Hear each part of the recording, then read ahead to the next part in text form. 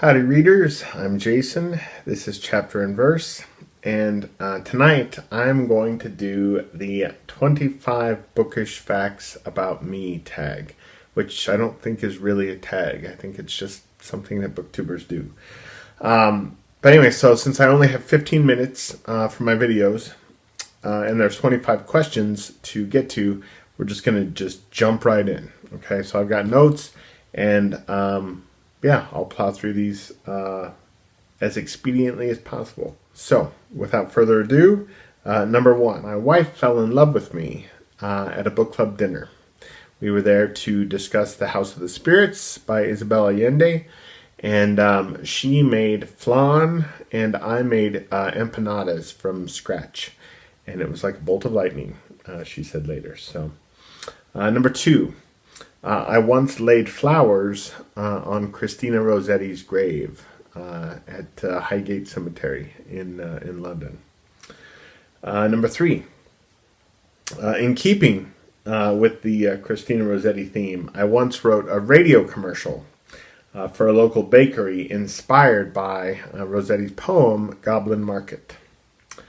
Number four, which some of you already know, I was a bookseller at Barnes & Noble for 7 years, from 2004 until 2010, which 2, 4, 5, 6, 7, 8, 9, 10, 7 years.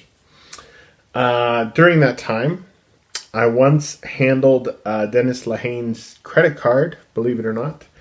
He was buying a copy of his own new book to give to the novelist James Lee Burke as a gift. So Dennis Lehane was the name on his credit card.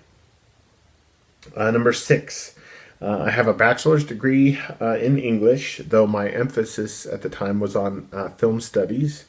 I wrote my undergrad honors thesis on Terrence Malick's film The Thin Red Line. Number seven, again, which many of you already know, I have a master's degree in English language literature. My master's thesis was on Christian hermeneutics and Peter Carey's novels Bliss and Oscar and Lucinda. Number eight, I once did a charcoal portrait of the poet William Butler Yeats. So I had been something of an artist through childhood and through my adolescence, but I was still, even into college, kind of a novice pencil and charcoal artist.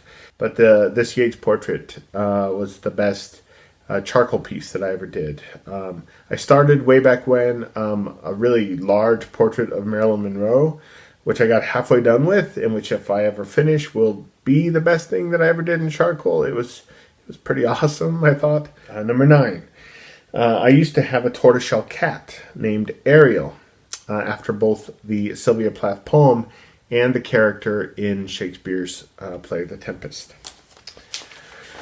Number 10. As I've mentioned before in videos, I am friends with both the novelist Sarah Waters and the novelist Haven Kimmel. But apart from them, I have met a really pretty vast array of writers over the years. I've met Timothy Egan and Eric Larson and Robert Bly and Ted Conover and Michael Perry. Who else we got here? Maile Malloy, Alice Fulton. So a number of writers, poets, nonfiction writers, and novelists. Number 11. I heard playwright Wendy Wasserstein give a lecture not long before she died, and that was at my old community college in Cheyenne, believe it or not. Number 12, I was addicted to choose-your-own-adventure novels when I was a kid. The first one I ever owned was called War with the Evil Power Master, which I think is just... it's just a fabulous title, apropos in many ways of various times that we've lived through.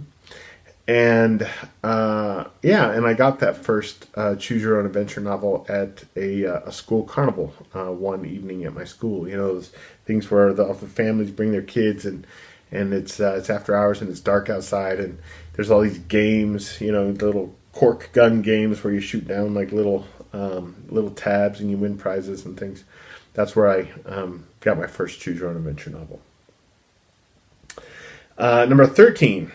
So my book club, The Eclectic Shade Tree, was the featured book club in the May-June 2008 issue of Bookmarks magazine. And here we are from that issue. That's a picture of me and Kelly on our wedding day with two of my groomsmen, Ben and Christian.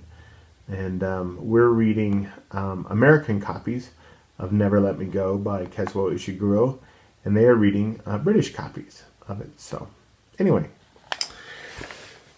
Number 14, I wrote a play in 3rd grade called The Fullwood Story, which was about a college running back named Brent Fullwood. He went to Auburn University. I grew up in Wyoming, and I have absolutely no idea how I ever heard of Brent Fullwood.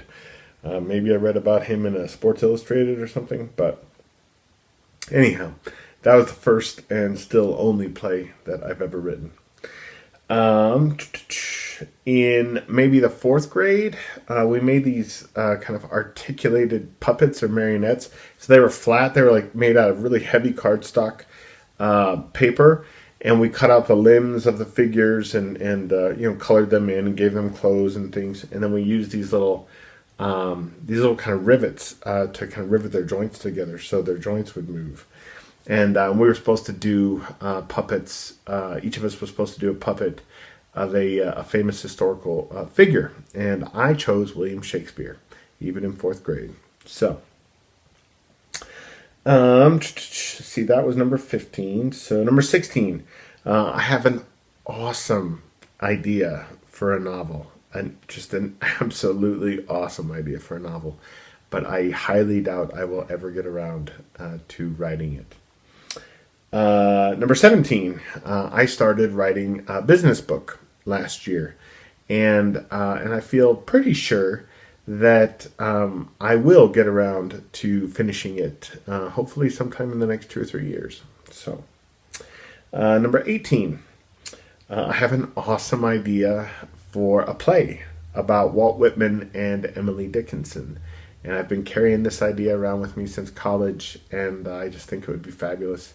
And I may get around to writing that one day. Just a few more here. Let's see. Number 19. So staying with drama for a moment, I have read almost all of Shakespeare's plays. Probably 3/4 of them, I think.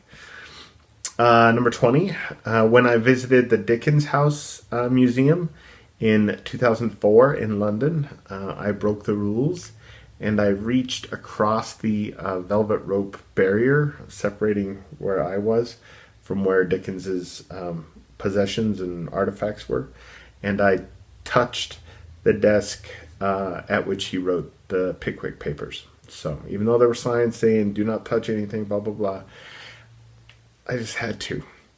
Number 21. I'm a really slow reader, which many of you already know from my videos. I read about 20 pages an hour on average. A little faster if I'm reading, say, Dan Brown. A little slower if I'm reading Dickens. Number 22. I think The Bridges of Madison County is a better book than most people give it credit for. Number 23. I think The Golden Compass is nowhere near as good a book as most people give it credit for. Number 24, when I was a little kid, and my brother and I would be at the store with our parents, whenever we wanted a book, they always bought it for us. They never said no to us wanting a book. If we wanted a toy, sometimes we were told no. If we wanted I don't know, a magazine or something else, right? Sometimes we got it, sometimes we didn't. But if we asked for a book, we always got the book. And then number 25, the last bookish fact about me. So a couple of years ago, 2 or 3 years ago, My mother-in-law made me a kind of literary quilt.